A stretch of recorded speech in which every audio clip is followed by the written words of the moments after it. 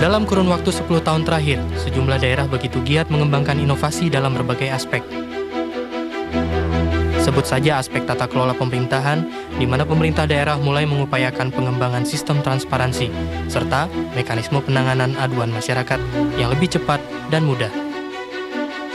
Sementara inovasi dalam aspek pelayanan publik bisa dilihat pada sektor pendidikan, kesehatan, serta peningkatan kualitas akses pelayanan masyarakat. Namun inovasi yang terjadi pada skala lokal maupun nasional ini nyatanya belum merata di berbagai daerah. Pasalnya, masih banyak pemerintahan daerah yang enggan berinovasi dengan alasan ketidakjelasan peraturan. Tak ayal kondisi ini mendorong munculnya desakan perubahan Undang-Undang Nomor 32 Tahun 2004 tentang pemerintahan daerah yang dianggap tak lagi sesuai dengan kondisi penyelenggaraan pemerintahan daerah. Kini pembahasan RUU Pemda tengah memasuki tahap akhir. Sejauh mana RUU Pemda ini mengatur permasalahan inovasi daerah?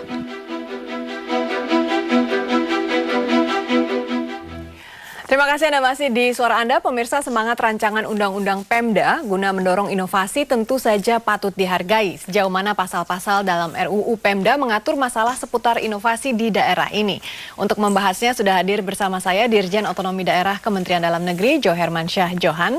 Juga ada Ganjar Pranowo selaku anggota Panitia Kerja RUU Pemda DPR RI, serta Ibu Reslian Pardede, anggota Pokja Otda yang juga Direktur Program Yayasan Inovasi Daerah. Selamat malam Pak Jo Hermansyah, Pak Ganjar, dan Ibu Reslian. Terima kasih sudah hadir di Suara Anda. Saya pertama-tama mau ke Pak Jo dulu. Pak Jo, ini kan RUU Pemda dibuat untuk mengubah sebenarnya Undang-Undang Nomor 32 Tahun 2004. Tujuannya adalah untuk mengatur perlindungan hukum atas inovasi. Tapi sebelum kita mulai pembahasannya, yang dimaksud inovasi itu seperti apa sih Pak? Inovasi itu semua pembaruan yang dilakukan dalam rangka penyelenggaraan urusan pemerintahan oleh pemerintah daerah. Salah satu bentuk inovasi yang sudah dilakukan oleh pemerintah daerah, contohnya apa Pak? Inovasi itu bisa dalam pelayanan publik ya, bisa juga dalam pemberdayaan masyarakat, bisa dalam tata kelola pemerintahan. Banyak sekali. Ya, tapi yang disebut inovasi itu kan sebenarnya ada unsur kreativitas begitu Pak. Karena kalau tidak kreatif atau tidak beda dengan yang sebelumnya pasti tidak disebut inovasi. Begitu. Tapi kan tentu saja ada batasan-batasan yang perlu diperhatikan oleh para pemimpin daerah ini supaya tidak melanggar. Ini dia, maka inovasi itu kita lindungi sehingga dengan inovasi itu dia tidak berurusan dengan persoalan hukum.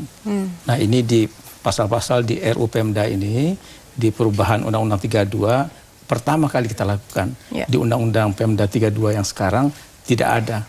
Sehingga kita tahu ya Mas Ganjar, ya banyak kepala daerah yang kena proses hukum. Gara-gara terlalu inovatif begitu Pak. 291. Terlalu kreatif. Terlalu inovatif, terlalu kreatif, jadi malah terbentur masalah hukum. Dan memang tidak ada perlindungan secara jelas. Nah, itu yang kita lakukan sekarang. Tapi Pak Jo, apakah Anda memang melihat dengan dimuatnya pasal mengenai inovasi dalam RUU Pemda ini, pemimpin daerah lebih inovatif begitu dalam melakukan inovasi di daerahnya? Ya, kita memperkirakan, andai kata kita buat pengaturan itu di sini, maka kepala-kepala daerah kita itu akan bisa melakukan inovasi-inovasi dengan lebih bebas, lebih leluasa, karena dia melakukan inovasi itu dilindungi oleh hukum yang berlaku. Nah, itu prosedurnya kita atur di sini, di undang-undang itu. Pak Ganjar, Anda dari DPR selaku anggota Panja RUU Pemda. Anda melihat dalam RUU pasal 269 ini dinyatakan ada perlindungan hukum bagi inovasi ya Pak ya. Sejauh ini Bapak melihatnya sebenarnya sejauh mana sih ini diperlukan, urgensinya di mana Pak? Tadi sama yang disampaikan oleh Pak Jo sebenarnya kan begini, begitu itu otonomi daerah, itu kan kita maksudkan daerah itu mengelola rumah tangganya, mengatur dan mengurus rumah tangganya sendiri. Harapan akhirnya adalah rakyat makin cepat sejahtera. Karena perbedaan potensi yang ada, karena perbedaan leadership-nya yang ada, manajemen style yang ada, maka tidak mungkin orang diseragamkan. Karena tidak diseragamkan, maka diberikan kepada mereka kewenangan. Cuma itu tadi, ketika kewenangan itu diberikan, mereka melakukan inovasi, melanggar aturan ini, melanggar aturan itu. Terus kemudian apa? Ini banyak PP dikeluarkan oleh pemerintah, mereka tidak bisa leluasa untuk mengatur. Padahal potensi di daerah yang beda-beda itu mesti diberdayakan, dioptimalkan, dikreasi untuk kesejahteraan rakyat. Tapi kalau kita mau mensejahterakan di ujungnya di sana, Mbak, ada penjara kan nggak bisa. Maka kemudian kita kasihlah kewenangan mereka, silahkan itu diatur, silahkan dikelola, tapi rambu-rambunya dikasih. Nah, rambu-rambu inilah yang kemudian ditulis di sini. Jadi ada beberapa ketentuan yang di awal yang kemudian menjadi rambu-rambu peningkatan efisiensi, efektivitas, perbaikan kualitas pelayanan, tidak ada konflik kepentingan dan sebagainya.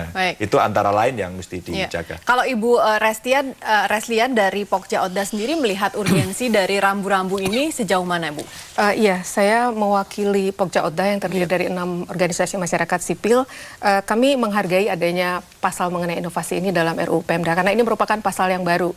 Tapi di lain pihak, seperti tadi Mbak Frida katakan, ada pasal yang menyatakan bahwa adanya aparatur daerah tidak dapat dipidana. Nah, ini yang mungkin pasal 269 ini ya, Bu, karena ini bisa menimbulkan kebingungan, karena di satu pihak memang pasal ini seolah-olah berarti mengenai pencapaian sasaran yang gagal. Kan tentu kita tahu bahwa itu tentu saja tidak dapat dipidana ya, Pak ya. Sudah gagal dilindungi pula. Kalau pencapaian sasaran yang gagal saya rasa memang tidak dapat dipidana karena itu soal kompetensi. Pertanyaannya, kalau memang interpretasi seperti itu, kenapa pasal ini harus dicantumkan? Dan yang kedua, interpretasi kedua adalah pasal ini bisa, yang juga sering beredar di luar, bahwa ini adalah semacam perlindungan hukum, perlindungan pidana bagi tindakan inovasi. Nah, kami khawatir ini bisa menimbulkan interpretasi bahwa daerah atau aparatur daerah itu menjadi kebal hukum atas nama inovasi misalnya. Jadi mungkin itu. Pak Ganjar, Anda melihat yang tadi Ibu Reslian katakan, kalau katakanlah gagal dalam hal kompetensi itu tidak bisa dikenakan tindakan pidana. Kalau begitu kategori gagal dalam hal kompetensi itu harus diperjelas juga begitu dong? Iya. Memang begini, pembahasan itu kalau tadi di pengantar sudah mencapai ujung, belum. Ini pembahasannya masih di awal kok. Maka kita belum sampai ke situ, belum. Betul pernyataan tadi juga yang disampaikan bahwa tidak berarti kemudian kita akan ke sana. Maka teman-teman Pokja yang di luar ini memantau ini betul. Kita waktu membaca ini sebenarnya maksud pembuat undang-undang adalah melindungi terhadap inovasi dan diskresi yang dia miliki. Tapi kalau kemudian ada kemungkinan efek bahwa orang bisa berlindung di balik inovasi untuk korupsi, ya itu harus kita cegah. Maka saya kira dan kita menduga nanti dalam pembahasan berkaitan dengan inovasi itu besarannya adalah memberikan diskresi dan kewenangan kepada daerah untuk melakukan inovasi dengan lincah agar itu pertumbuhan bisa bagus, masyarakat cepat sejahtera, tapi tidak melanggar. Maka sebenarnya ini masih membuka peluang itu. Cuman yang dipikirkan oleh pemerintah saat itu masih dalam pikiran yang kita memandang juga sama, lurus-lurus saja, bahwa kita belum berbicara nanti apakah impact-impact itu akan muncul, dan nanti bukan tidak mungkin kita akan meriset kembali kira-kira orang yang ngumpet berlindung di balik yang seperti itu kira-kira kasus semacam apa, sehingga simulasinya nanti bisa lebih baik diatur dalam Kalau regulasi. Pak Jo, singkat saja Pak, tanggapannya mengenai pasal 269 ini Pak khususnya. Sebetulnya itu kita maksudkan tidak begitu saja orang itu langsung bebas dari pidana. Dia itu bisa bebas dari pidana dalam melakukan inovasi apabila dia mengikuti ketentuan-ketentuan tata cara prosedur dalam melakukan inovasi. Misalnya dalam berinovasi itu dia harus mengajukannya dalam bentuk suatu peraturan kepala daerah. Kemudian di samping itu juga harus dilaporkan kepada pemerintah, kepada Kementerian Dalam Negeri. Kami akan melakukan evaluasi. Jadi kalau kemudian gagal, tidak berhasil dalam melaksanakan inovasi, maka orang itulah yang tidak dapat dipidana. Ibu, dari Pokja sendiri setuju Bu dengan apa yang dikatakan Pak Jo itu? Iya, memang ya tadi seperti saya katakan, kalau memang interpretasinya karena pencapaian yang tidak berhasil, itu tentu memang tidak dapat dipidana. Asal mengikuti prosesnya. Tapi jadi berlebihan untuk dicantumkan di sini. Nah, tapi perlu, kalau enggak kepala daerah itu tidak mau inovasi. Nah, kita kan mau inovasi kan, ini bayang kalau dia tidak inovasi, kasihan rakyat. Pelayanan-pelayanannya jadi tidak cepat. Ada Mbak Frida, jadi diumumkan yang dimaksud inisiatif inovasi itu bisa macam-macam loh. Kepala daerahnya bisa, DPRD-nya bisa, bahkan individu pun bisa. Oleh karena itu cakupannya luas sekali dong Pak ya. Makanya, tapi setiap usulan itu ditetapkan masing-masing oleh mekanisme. Umpama DPRD mau melakukan inovasi harus dengan musyawarah di tingkat paripurna. Terus kemudian harus dengan peraturan. Maka ini sebagai rambu-rambu untuk mengontrol agar inovasi tadi tidak asal-asalan dan dipakai jadi untuk asalkan berlindung korupsi. prosesnya sesuai dengan tata cara hukum yang sesuai, tidak melanggar, harus dilindungi begitu oleh pasal 269. Jadi ada kontrol, check and balancesnya Iya, di 268 itu ada ketentuan itu. Tapi kan sudah ada aturan-aturan lain yang mengatur. Kita sambung nanti Bu setelah jeda berikut Iya, ini. Pemirsa tetaplah bersama kami, dialog mengenai inovasi dalam RUU Pemda ini masih akan kami lanjutkan sesaat lagi.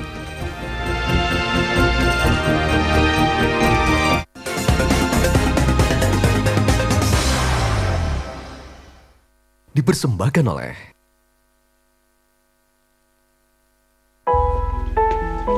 Bayangkan jika suatu hari Anda jatuh sakit. Impian dan cita-cita buah hati Anda tertunda.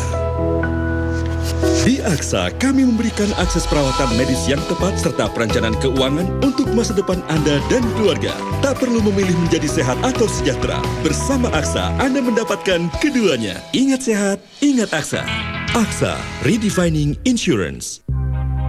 Pak, biar atap nggak bocor dan dinding bebas rembes, dilapisin pakai apa ya? Aquaproof aja. Tanpa Aquaproof, dinding luar cepat kusam dan timbul fragil dinding dalam. Aquaproof banyak pilihan warnanya. Dinding Anda terlindung sempurna. Aquaproof teruji.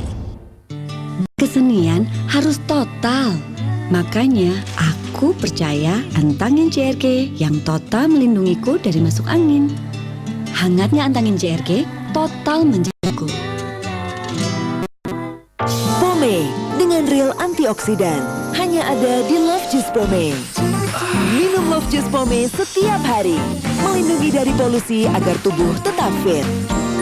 Love Juice, love your health. Gigi tiruan yang pas pun dapat goyang sedikit. Poliden membantu gigi tiruan merekat kuat sepanjang hari. Caranya, aplikasikan ketiga titik.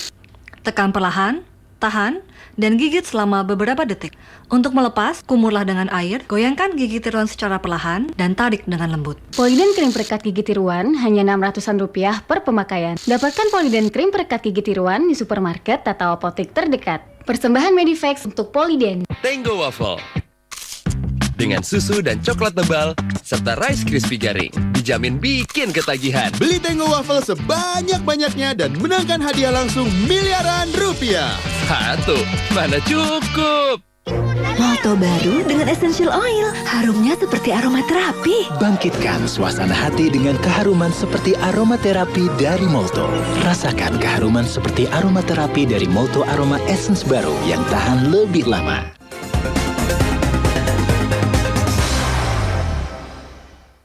Dipersembahkan oleh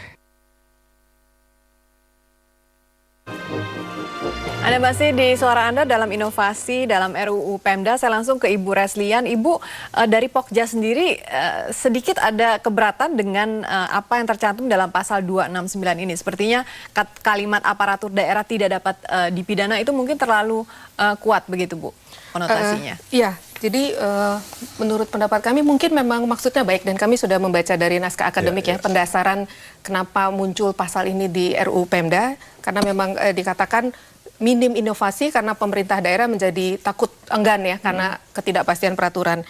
Tapi di lain pihak kami juga melihat bahwa sebenarnya peraturan yang ada yang membatasi itu kan sudah ada rambu-rambunya. Tinggal sebenarnya bagaimana daerah bisa melakukan terobosan atau kreativitas tanpa harus melanggar peraturan ini, terutama yang mungkin berkaitan dengan adanya indikasi korupsi misalnya. Dan kalau misalnya itu masalah administrasi atau misalnya yang bisa diatur kemudian dengan Perda, itu saya rasa banyak contoh yang kita bisa lihat itu sebuah terobosan. Tapi yang kami inginkan adalah supaya Pemda tidak berlindung nantinya di balik satu pasal ini. Dan kita takut juga nanti misalnya jadi dijabarkan dalam PP ya Pak, jadinya nanti maksud yang sebenarnya tadi malah menyimpang misalnya seperti itu. Ya, Pak Ganjar, adakah kemungkinan pasal 269 ini akan dihapus atau diganti kalimatnya? Enggak, kalau soal nanti bagaimana redaksionalnya tidak masalah buat saya, tapi konsepsi ini disepakati dulu atau tidak. Maka diskusi publik ini menjadi menarik. Contoh ya, di 268-nya itu, usulan inovasi dari individu dimaksudkan harus memperoleh izin tertulis dari pimpinan SKPD, kontrol. Terus kemudian, umpama kepala daerah melaporkan inovasi daerah yang akan dilakukan kepada menteri, kontrol. Maka sebenarnya tidak apa ya, tidak begitu saja orang penuh begitu ya, penuh membebaskan dirinya, mengatur suka-suka tidak. Maka check and balancesnya dilakukan. Kalaulah kemudian pasal itu tidak penting, nggak apa-apa. Tapi artinya publik bisa memahami bahwa perlu adanya perlindungan terhadap proses inovasi itu, agar kreasinya itu tidak menjadi buntu. Tapi yang menentukan sasarannya itu Pak, kan katanya kalau tidak mencapai sasaran maka dinilai gagal. Tapi sasarannya itu sendiri bagaimana cara menetapkan standar sasaran itu? Karena ini kan inovatif begitu, belum pernah dilakukan sebelumnya. Itu dinyatakan di sini semuanya harus diatur di dalam peraturan kepala daerah. Disitulah dicantumkan. Jadi sudah didiskusikan dulu sasarannya apa? Frame-nya di situ, frame-nya di situ. Yang tadi semua alat-alat kontrol tadi plusnya apa? Dicantumkan itu semua dalam peraturan kepala daerah. Jadi kalau dia sesuai dengan peraturan kepala daerah, maka dia tidak dapat dipidana. Tapi kalau dia melakukannya itu, si kepala daerahnya tidak sesuai dengan peraturan kepala daerah yang telah diterbitkan, maka dia dipidana. Gitu loh ya kan? Ada kontrolnya nih Mbak ya. Pemerintah pusat melakukan penilaian terhadap inovasi yang dilaksanakan oleh Pemda. Dalam melakukan penilaian terhadap inovasi daerah, pemerintah pusat memanfaatkan lembaga yang berkaitan dengan penelitian dan pengembangan. Jadi tidak serta-merta. Kalaulah kemudian nanti itu bahasanya putus di situ, memang bisa pidana. Orang bisa berlindung. Tapi untuk sampai ke pidana, ketika unsur-unsur ini tidak dilakukan, maka kan bisa ditemukan itu indikasi-indikasinya. Ibu Reslia, tapi mungkin kekhawatiran dari Pokja Otda ini sendiri mungkin di masalah korupsi begitu Bu ya. Ada kemungkinan atau ketakutan begitu nanti pemimpin daerah ini untuk mencapai sasaran dia korupsi, saking inovatifnya begitu. Dan juga mungkin kalau misalnya kita mundur sedikit argumen bahwa perlu perlindungan hukum karena takutnya inovasi kemudian bisa kepala daerah jadi melanggar. Nah mungkin kita juga harus mencermati argumen itu karena kami sebenarnya sedikit kesulitan mencari contoh di mana aparatur daerah atau kepala daerah yang bermasalah hukum karena tindakan inovasinya. Justru sebenarnya permasalahan hukum yang dihadapi itu karena ada korupsinya, bukan karena inovasinya gitu loh. Jadi argumen bahwa inovasi kemudian bisa menjadi potensi untuk permasalahan hukum itu perlu dipertanyakan juga gitu Pak. Saya kasih contoh. Jadi begini, misalnya bulan Desember ya, itu jalan di suatu daerah putus. Bulan Desember. Nah itu kan kalau kepala daerahnya tidak kreatif, tidak inovatif, biarin aja itu jalan sampai tahun depan. Bukan tahun depan, kena anggarannya masih 2 tahun lagi. Nah ini tidak, dia kreasi, dia inovasi. Dia lakukan langkah-langkah, tapi dilindungi dalam peraturan kepala daerah. Sehingga jembatan itu 2 bulan, 3 bulan terbangun. Rakyat bisa menikmatinya kembali. Itu contoh inovasi yang berhasil dan yang diharapkan. Harus kita lindungi. Yang begitu itu jangan dia dimasuk penjara. Kecuali kalau dia mark up harga jembatan itu. Kita jeda sekali lagi, nanti kita kembali sesaat lagi. Pemirsa tetaplah di Suara Anda, sesaat lagi kami kembali.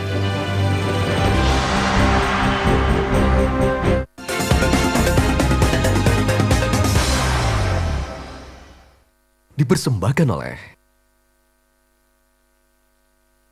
penyakit jantung dan stroke adalah pembunuh nomor 1. Rutin mengkonsumsi Quaker Oats yang mengandung beta-glukan dapat membantu menurunkan kolesterol dan mengurangi resiko penyakit jantung. Sayangi jantung Anda dari sekarang bersama Quaker. Di Gold Bullion Indonesia, nasabah akan merasa nyaman karena sistem transaksi kami sudah mematuhi prinsip syariah yang diakui oleh Majelis Ulama Indonesia, dan nasabah akan mendapatkan fisik emas sebagai jaminan pada hari yang sama. GBI Gold for Life. Begitu selesai transaksi, fisik emasnya bisa saya bawa pulang, jadi lebih aman.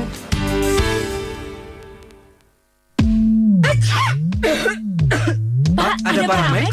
Sakit kepala? Paramex sakit kepala. Flu dan batuk? Paramex flu dan batuk. Paramex sakit kepala, Paramex flu dan batuk, 2 mantap yang dipercaya. Produksi Konimex.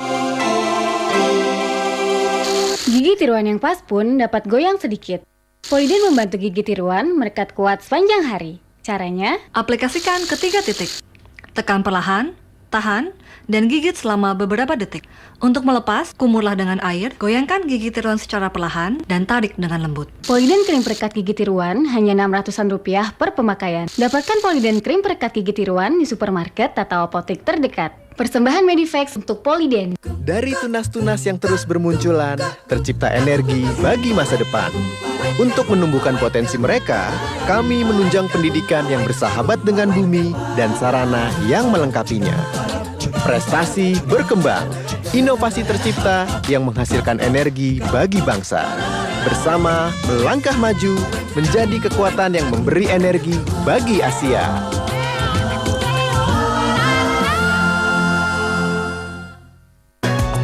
Dimensi Asset Management membantu mewujudkan setiap keinginan hidup. Banyak pilihan investasi.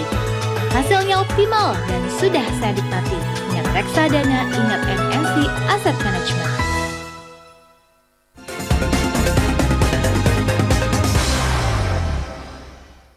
Dipersembahkan oleh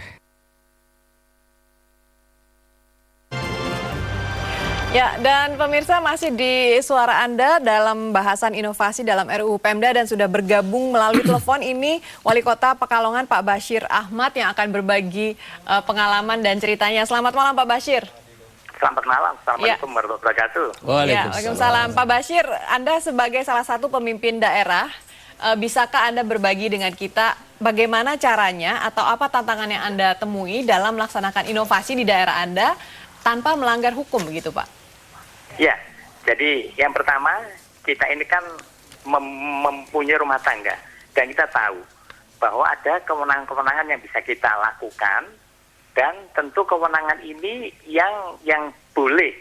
Misalnya kita ingin DAU kita tambah, itu kan nggak mungkin. Tapi bagaimana kita melakukan inovasi dengan DAU yang ada ini supaya nanti bisa maksimal dana yang ada. Misal untuk pemberdayaan masyarakat, kami melakukan perwal waktu itu namanya Program Percepatan Pembangunan Keluarga Sejahtera Berbasis Masyarakat, yang kemudian kita kerjakan. Ini ada 3 poin di sini, yaitu kita memberikan hibah kepada masyarakat lewat LPM dan BKM, yang intinya bagaimana mereka kita berikan dana untuk mengelola rumah tangga mereka, dan itu bentuknya hibah, tetapi mereka melakukannya dalam perencanaan. Nah, pada waktu itu kita lakukan, itu terjadi banyak hal yang bisa kita lakukan. Misalnya rumah kumuh bisa cepat selesai, karena rakyat tahu bagaimana rumah kumuh.